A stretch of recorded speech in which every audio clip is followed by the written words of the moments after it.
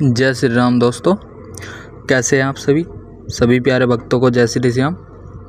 दोस्तों, आप सभी का बाबा श्याम के अलौकिक दरबार खाटू श्याम में स्वागत है।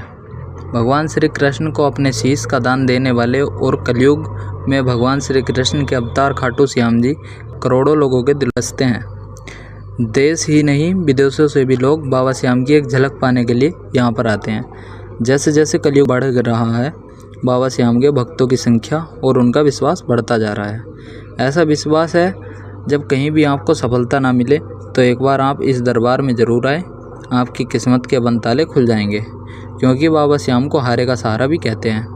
तो दोस्तों, आज के इस वीडियो में मैं आपको खाटू श्याम के दर्शन और यात्रा की संपूर्ण जानकारी देने वाला हूँ। अगर आप भी खाटू बाबा के दर्शन करने का प्लान बना रहे हैं तो यह वीडियो आपकी बहुत हेल्प करेगा। इस वीडियो में हम बात करेंगे आप यहाँ तक कैसे पहुँचेंगे, रुकने के लिए होटल या धर्मशाला कहाँ पर लेना चाहिए, यात्रा और दर्शन का सही तरीका क्या है, आसपास के प्रमुख स्थान कौन से हैं, यहाँ पर खाने पीने की व्यवस्था कैसी है, और वीडियो के लास्ट में बात करेंगे संपूर्ण बजट की। तो खाटू श्याम यात्रा की A to Z complete information के लिए वीडियो को एक बार पूरा ज़रूर देखें। दोस्तों, खाटू श्याम जी का यह पावन दरबार राजस्थान के सीकर ज़िले में स्थित है, जो जयपुर से 70 किलोमीटर की दूरी पर खाटू गांव में विराजमान है। प्रतिदिन हजारों भक्त दूर दूर से यहाँ पर दर्शन करने के लिए आते हैं। तो चलिए फिर वीडियो में आगे बढ़ते हैं और एक एक करके सभी बातों को जानते हैं। सबसे पहले बात करेंगे आप यहाँ तक कैसे पहुँचेंगे। दोस्तों, यहाँ का नियरेस्ट रेलवे स्टेशन रिंगस में 16 किलोमीटर दूर स्थित है।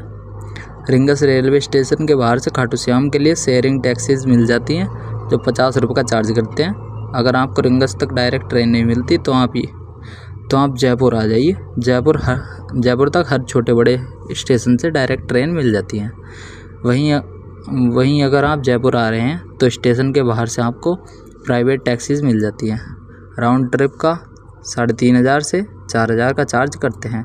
इसके अलावा अगर आप बस से जाना चाहते हैं तो रेलवे स्टेशन के बाहर से ऑटो में 20 रुपये देकर आप आ जाइए सिंधी कैंप बस स्टेशन के पास में। यहाँ से गवर्नमेंट और प्राइवेट बसेस मिल जाती हैं। गवर्नमेंट बसेस में इस 70 किलोमीटर की दूरी के लिए 90 से 100 रुपये का चार्ज करते हैं। वहीं प्राइवेट नॉन AC बस में 100 से 120 रुपये और AC बस में 120 से 150 रुपये का चार्ज लेते हैं। लगभग 20 से 21 घंटे का प्यारा सा सफ़र पूरा करके आप खाटू श्याम पहुँच जाएंगे। अगर आप फ्लाइट से आना चाहते हैं तो जयपुर में ही इंटरनेशनल एयरपोर्ट है। जयपुर तक आने के बाद में आप बस या टैक्सी के माध्यम से खाटू श्याम तक पहुंच सकते हैं। वहीं दोस्तों, बहुत से भक्त रिंगस से खाटू श्याम जी का निशान लेकर 16 किलोमीटर की पैदल यात्रा को करते हैं। रास्ते में आपको खाने पीने के लिए बहुत से छोटे बड़े रेस्टोरेंट मिल जाएंगे। आप रुकते रुकाते आराम करते हुए खाटू श्याम पहुँच सकते हैं। तो चलिए, प्यारा सा सफ़र पूरा करने के लिए अब हम लोग पहुँच चुके हैं श्याम बाबा की नगरी खाटू में। दोस्तों, खाटू श्याम के पास में ही बस स्टैंड है, वहीं पर बस वाले आपको ड्रॉप करते हैं। यहाँ से मंदिर की दूरी लगभग 1.5 किलोमीटर की रह जाती है। थोड़ा सा ही चलने के बाद में अब हम लोग आ चुके हैं तोरण द्वार के पास में। सामने ही आप खाटू श्याम जी का तोरण द्वार के दर्शन कर रहे हैं। भक्तों, यहाँ पर माथा टेकने के बाद में मंदिर के लिए आगे बढ़ते हैं। तो चलिए अब हम लोग बात करते हैं यहाँ पर रुकने के लिए होटल या धर्मशाला कहाँ पर लेनी चाहिए। दोस्तों, तोरण द्वार और बस स्टैंड के आसपास बहुत ही अच्छे और VIP होटल्स बने हुए हैं। वहीं तोरण द्वार से खाटू श्याम मंदिर तक बड़ी सी मार्केट बनी हुई है। यहाँ पर आपको बहुत से होटल, धर्मशाला और गेस्ट हाउस मिल जाएंगे।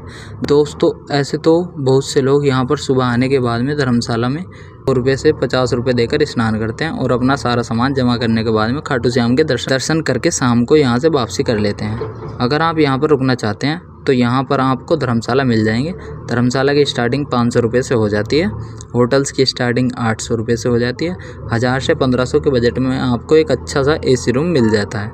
इसके अलावा 2000, 3000, 5000 तक के बजट में आपको रूम्स मिल जाते हैं। जैसा आपका बजट हो, यहाँ पर होटल्स ले सकते हैं। तो चलिए, एक अच्छा सा रूम लेने के बाद में कुछ देर आराम करेंगे और अब हम लोग बात करते हैं यहाँ पर दर्शन का सही तरीका क्या है।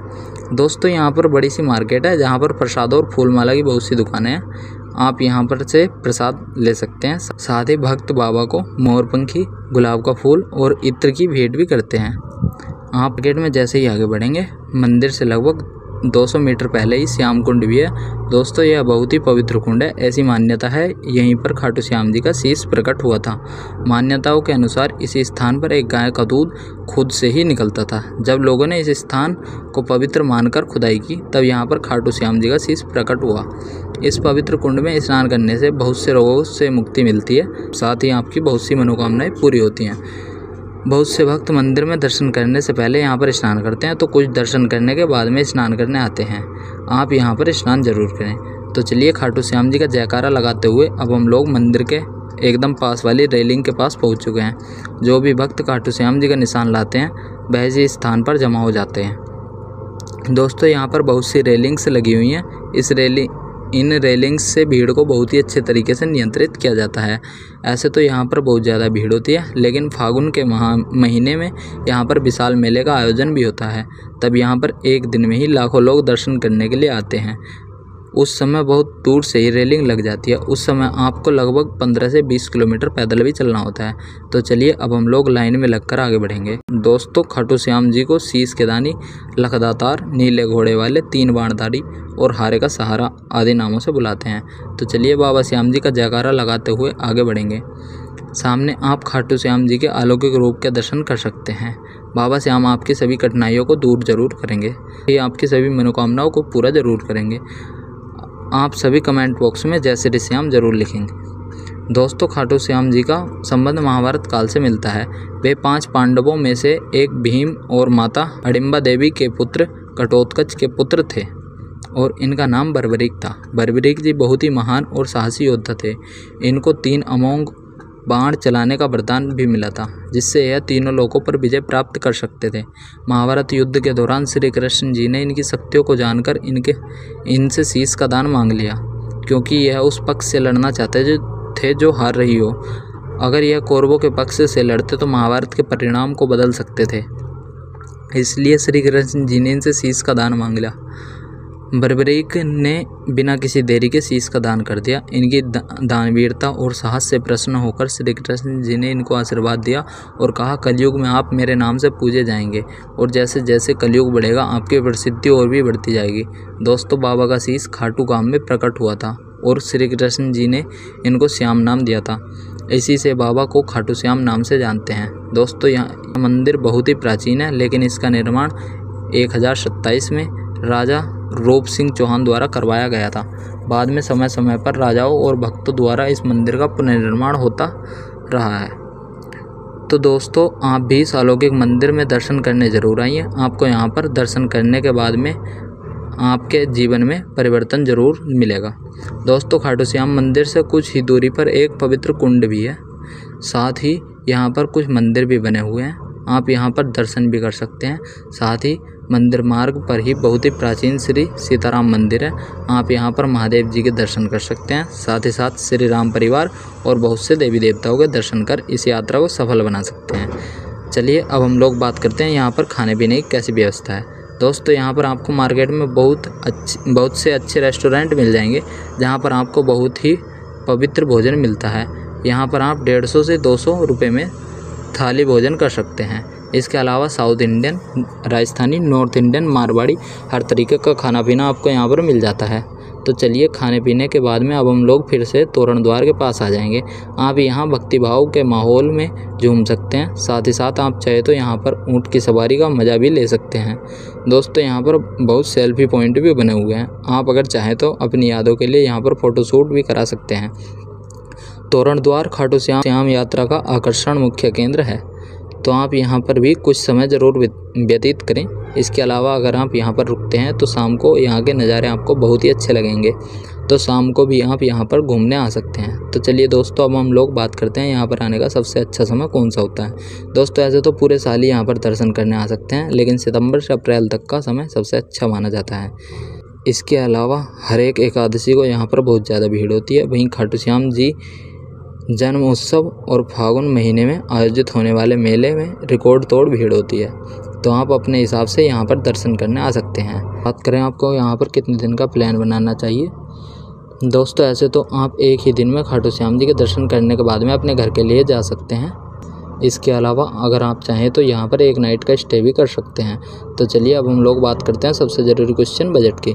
कितने बजट में आप इस पावन यात्रा को पूरा कर लेंगे। दोस्तों अगर आप यहाँ पर दर्शन करने के बाद में सेम डे रिटर्न हो जाते हैं तो फिर आप मान के चलिए कि 1100 से 2000 प्लस ट्रेन टिकट, इतने बजट में आप बहुत ही आराम से इस पावन यात्रा को पूरा कर लेंगे।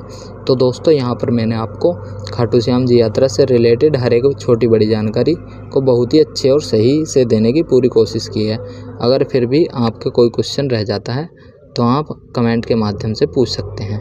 दोस्तों आपको यह वीडियो कैसा लगा और आप इस वीडियो को कहाँ से देख रहे हैं कमेंट बॉक्स में ज़रूर बताइएगा। अगर आपको वीडियो की जानकारी हेल्पफुल लगी हो तो अपने एक लाइक से हमें मोटिवेट ज़रूर करें। इसके अलावा अगर अभी तक आप हमारी फैमिली शुभ ब्लॉग्स से नहीं जुड़े हैं तो प्लीज़ चैनल को सब्सक्राइब ज़रूर करें। साथ ही साथ बेल आइकन प्रेस करने के बाद में ऑल नोटिफिकेशन को ज़रूर क्लिक करें। तो चलिए दोस्तों अब मिलते हैं किसी ऐसे ही इन्फॉर्मेटिव वीडियो में। तब तक आप अपना और अपने परिवार का बहुत ज़्यादा ध्यान रखें। आपकी यात्रा सफल, सुमग और मंगलमय हो। जय हिंद, जय भारत, जय श्री श्याम।